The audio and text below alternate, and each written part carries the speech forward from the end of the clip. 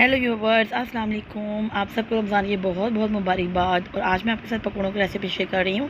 ये देखिए, मैंने बैटर जो है घोल लिया है। इसमें मैंने प्याज और आलू को कट कर लिया है स्लाइस करके। और ये जो बैटर था ना, इसमें सारा कुछ पहले से ही ऐड था, नमक मिर्च सब कुछ। देखें, मैंने ये वाला पैक लिया था, इसमें सारा कुछ ऐड होता है, ज़ीरा पाउडर, नमक, मिर्च, हर चीज़।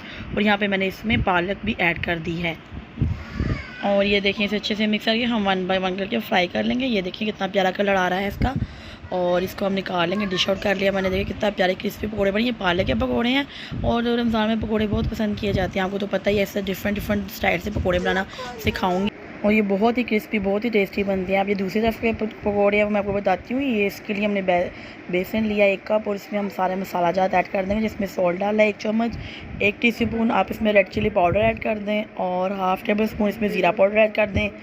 और फिर इसमें हम ऐड कर देंगे हाफ़ टी स्पून धनिया पाउडर, और ये सूखा धनिया साबुत, और थोड़ा सा इसमें ज़ीरा ऐड कर देंगे। आप, मैंने अंदाज़े से ऐड कर दिया, आप 1 चम्मच टीस्पून छोटा ऐड कर दें, ठीक है। और इसको हम मिक्स कर लेंगे। ये बैटर बन गया। ये वाला जो पकौड़े हैं वो आलू की कतली हैं, इसको हम आलू की कतलियाँ बना के इसमें डाल के इसको फ्राई करेंगे।